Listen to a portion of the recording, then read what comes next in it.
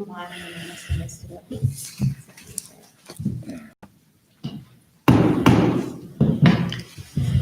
commission meeting to order. Welcome back. It seems like it's been a while since we've been sitting around these tables. Hope everyone had a nice holiday time. Commissioner Garver will have our invocation this evening. Let's bow our heads. Father, we thank you so much for your many blessings. I want to thank you this evening for our community and for the opportunity for us to do the business of our community. Help us to make the choices that will be in honor with you and your wishes for us. Thanks so much for all you do. In your name we pray. Amen. Thank you. Roll call, please. Commissioner Baker. Present. Commissioner Garver. Here. Commissioner White. Here. Vice Mayor Johnson. Here. Mayor Lamb. Here. You had in your packet the December 7 commission minutes. Any revisions on those? Move to approve. Second. I have a motion and a second for approval of our minutes. Roll call. Commissioner Baker. Yay. Commissioner Garver. Yes. Commissioner White. Yay. Vice Mayor Johnson. Yay. Mayor Lamb. Yay. Now's the time we've set aside for comments from our citizens. We welcome you to come to the microphone if you want to share something. Seeing none, we'll go on. Our unfinished business, there is none. Our new business, we have the first reading on ordinance 1088. Would you read the caption, please? An ordinance to amend the official zoning map to include and zone property on Main Street, MUTC, Mixed Use Town Center, further described as Hamilton County Tax Map 132PH007, said area being located within the corporate limits of the city of Collegedale, Tennessee. Okay. Kelly, would you like to just give a brief explanation of the MUTC for those that are here tonight? Right. The zoning case actually was initiated by the city of Collegedale in response or follow-up to the annexation of the property where the whistle stop is located on Main Street. And the MUTC zone, once a property is annexed into the city, we have to apply our own permanent zoning. It previously zoned something else in the county, so we're applying our own permanent zoning to the property. And the MUTC zone is the most appropriate for this use. It's a small lot and it best represents the form and size scale of Old Town Ooltewah, which is now partially in Collegedale. So this is the appropriate zone that allows closer setbacks and building form like you see there now. So we did have the zone that accommodated that nicely. So it was MUTC was the recommendation from staff and by the planning commission as well. Was there any objection from the property owner? No. Any comments, questions?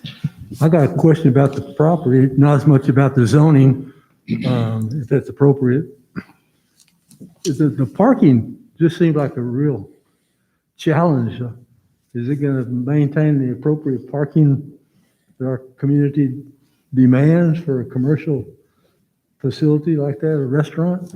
The owner has actively sought additional parking and has received permission or at least entered into an agreement, either a purchase or a lease with a neighboring property or at least a close by property for parking. So that's one area that they will be using. That's still in the county. It's not in the city of Collegedale. That was concerned prior to annexation, and as staff looked at this, we don't really have, the zone itself doesn't address parking specifically. There's separate parking standards, but Right. we came to the conclusion that this would be something that we would have to deal and manage with, whether it's in the city or not. And so we worked with the property owner to try to come up with other solutions. And one of them was the additional property for parking. And unfortunately, that's really the only option. Well, I hope that there will be some kind of mandate that they have to put a sidewalk down there so people don't walk on Main Street, because that's just not a good place for people to be walking down there. I completely agree, and the two properties that are immediately to the north of him on Right. Main Street, Right. he tried to reach an agreement with that gentleman, and who was not interested. I believe he acquired those at back tax sale through Hamilton County several years ago, and he's not interested in selling those properties to this, to the gentleman who owns the Whistle Stop, unfortunately.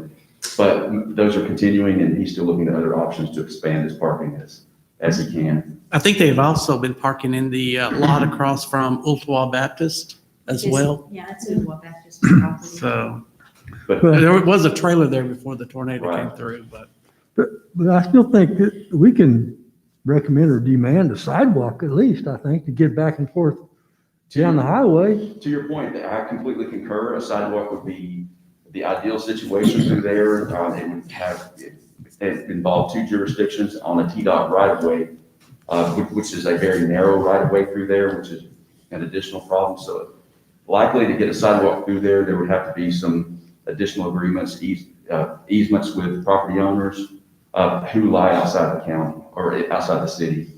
And hasn't really been forthcoming with the owner to this point. So we're aware of that, and to your point, you are correct, that's ideal. So I would, Before we have to deal with them. I mean, I agree. why didn't we have all this worked out earlier is beyond me, but anyway. It was my understanding when we voted on it that the property next to it was going to be the parking. That was, because I asked the same question Really? when we voted on it, I and wasn't here. we were told that the parking adjoining it would be, because we asked about the 911 situation.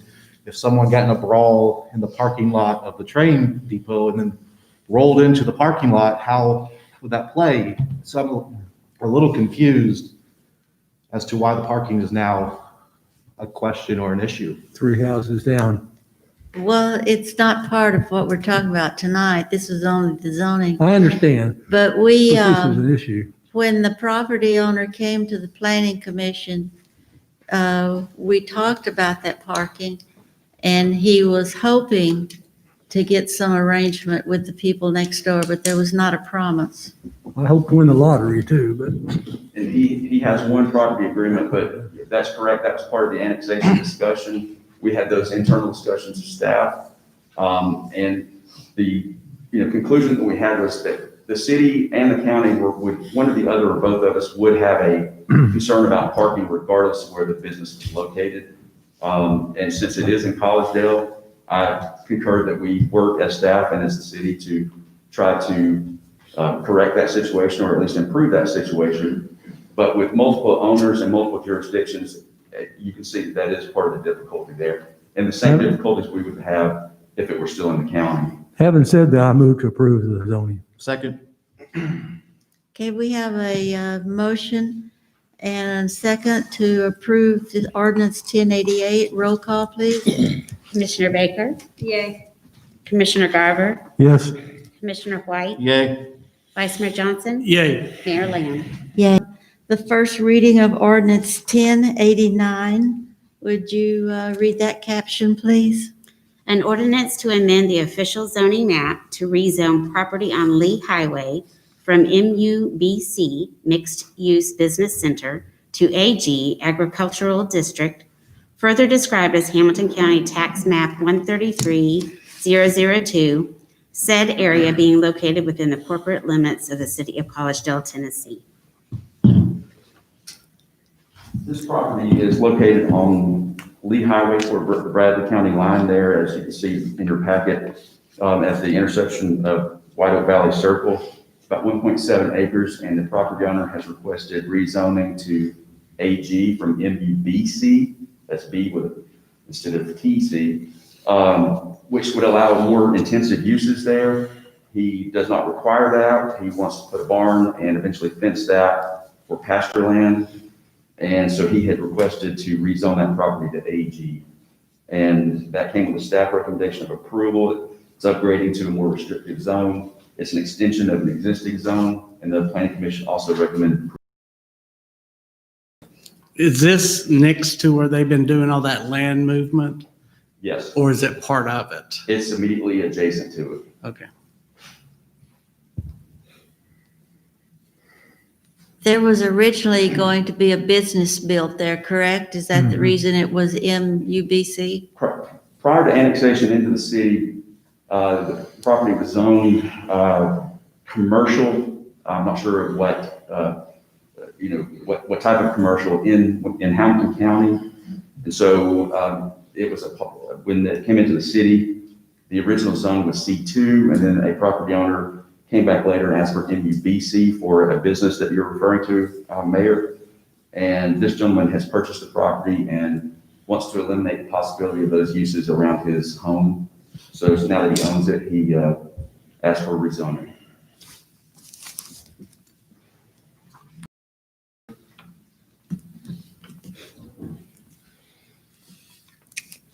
I'll second. We have a motion and a second. Roll call, please. Commissioner Baker, Yay. Commissioner Garver, Yes.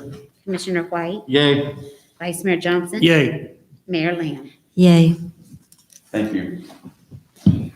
Our next item is the first and final reading of Resolution 521. Would you read the caption, please? A resolution adopting group insurance benefits on a cafeteria plan basis. Mayor Lamb, I believe that's to reauthorizing the FSA program, Okay. flexible spending accounts. The administrator requested a specific resolution approving that, and that's what this is. That's actually their language in section 1. Okay. Any comments or questions about this? And Mayor, just as a reminder, I will abstain due to being insurance related. Okay. Move to approve. Second. We have a motion and a second to approve Resolution 521. Roll call. Commissioner Baker, Yay. Commissioner Garver, Yes. Commissioner White, Yay. Vice Mayor Johnson, Abstain. Mayor Lamb. Yay. Our next item is report from our city administration. No report. No reports. This is going to be a quickie. Commissioner White? Just question, from our last meeting, a gentleman asked about the Pledge of Allegiance. Did we find out what we need to do, or if we want to amend the agenda to add the Pledge of Allegiance? It'd be better if we passed an ordinance to amend the agenda. I've asked them also to put that on our workshop for this month so we can have a That's right, we're going on discussion. the workshop of this month. Yeah, December not having a workshop threw me for a loop. right. So what we'll have, and I want to find out some history behind if it occurred before, why it was dropped. Okay. And then I have a question in regards to Executive Order 70. And we purchased some laptops for people to work from home. Do we currently have any employees that are working from home, and how's that going? Because Executive Order 70, Section 1 requested that if there was a possibility for employees to be able to work from home.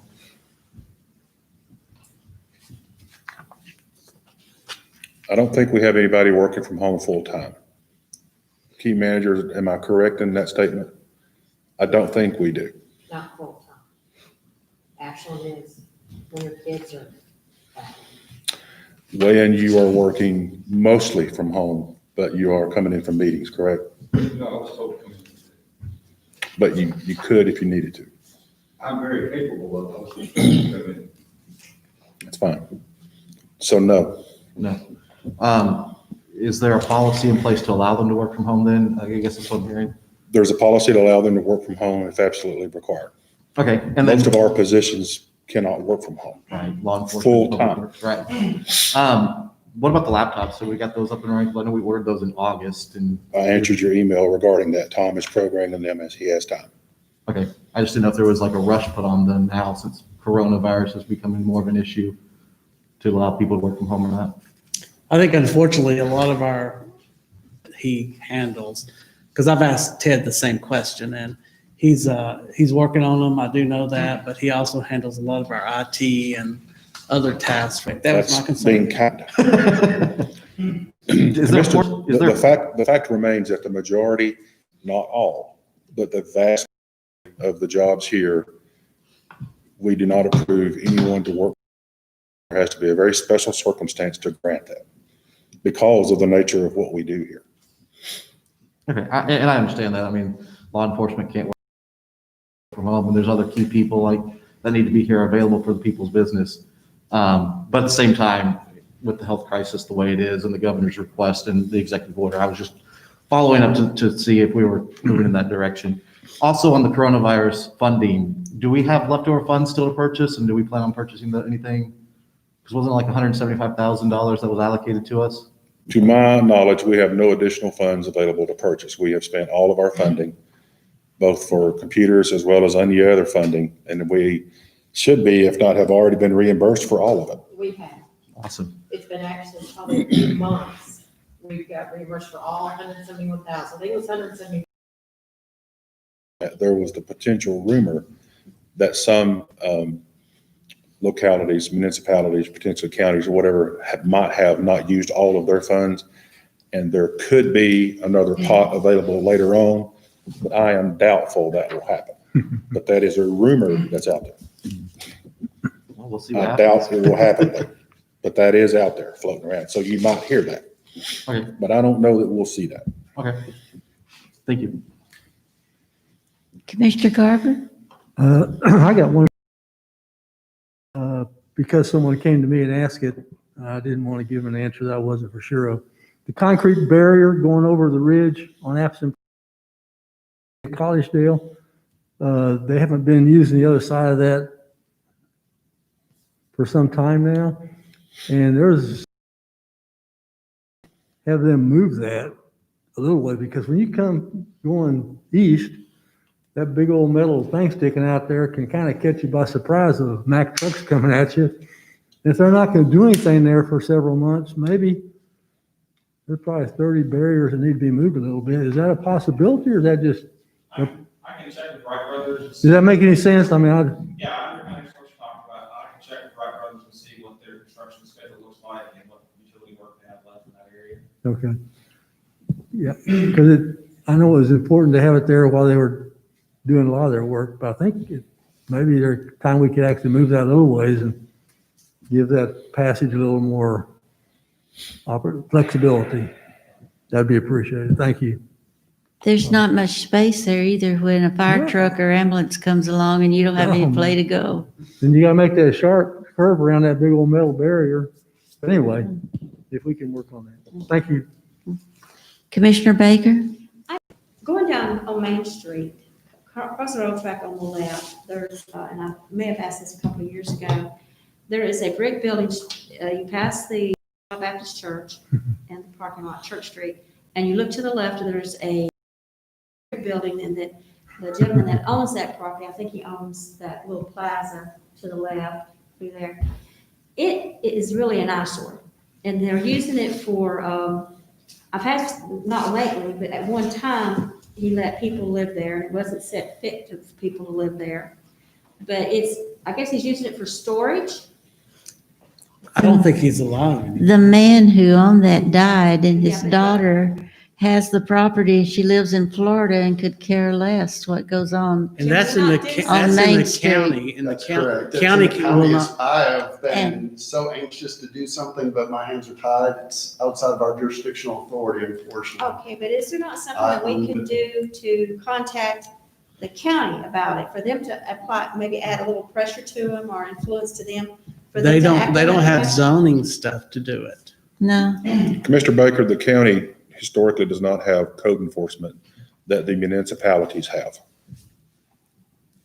What you're talking about is doing something with it relative to code enforcement. Yeah, Most things in the county do not fall under code enforcement, like if they are inside any one of the 10 cities. So where we condemned a house and tore it down, the county cannot do that. Correct. I mean, there's rare situations like the barber shop where the whistle stop is. yeah. mhm. I'm not sure exactly what process they went through to do that, but it wasn't an easy process because they didn't have something in place to actively address issues like that. Do y'all mind if I call a relative of mine that works down there to see what maybe could possibly be done? She works in that department. Go for it. It's ugly. Sure. Well, they got a boat out there and a mobile home And and a at few one other time, there was a things. Hispanic family living in that boat.